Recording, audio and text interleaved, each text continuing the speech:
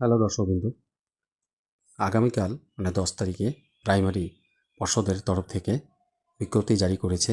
যারা NIS D.El.Ed প্রায় 16,000 নিয়োগে যারা বঞ্চিত ছিলেন 2022 সালে নিয়োগে, তাদের জন্য সুখবর।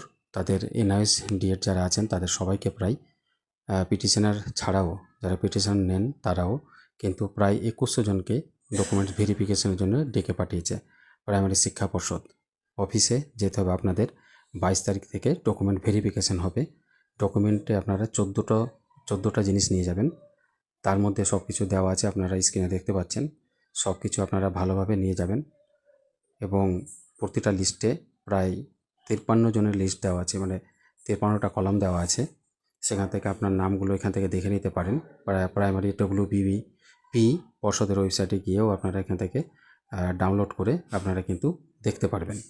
এটা খুবই সুখবর। যারা পাননি এটা কিন্তু এটার ডকুমেন্ট শুধু ভেরিফিকেশন হবে এবং কোনো ইন্টারভিউ হবে না। ইন্টারভিউ আপনারা যেহেতু একবার দিয়েছেন, সেখান থেকে ভেরিফিকেশন করে যারা যারা যোগ্য তাদেরকে একদম অ্যাপয়েন্টমেন্ট দেওয়া হবে স্কুলে।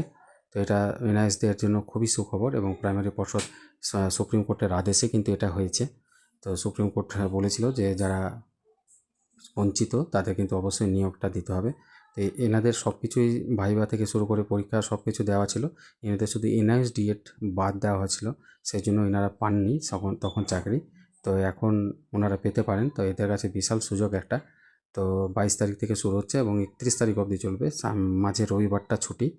ডকুমেন্টগুলো যা নিয়ে যেতে হবে সেগুলো আছে, এখানে লেখা আছে। আপনারা কিন্তু অবশ্যই নিয়ে যাবেন। যা যা আছে সব ম্যান্ডেটরি যেগুলো আছে সেগুলো অবশ্যই নিয়ে যাবেন। আর যেগুলো ইভ দেওয়া আছে যদি থাকে সেগুলো আপনারা নিয়ে যেতে পারেন, না নিয়ে গেলেও কিন্তু অসুবিধা নেই। তো আপনারা দেখতে পাচ্ছেন ডেট তারিখ সব দেওয়া আছে। তো ভিডিওটা ভালো লাগলে বেশি বেশি শেয়ার করবেন, অবশ্যই লাইক এবং সাবস্ক্রাইব করে পাশে থাকবেন। ধন্যবাদ।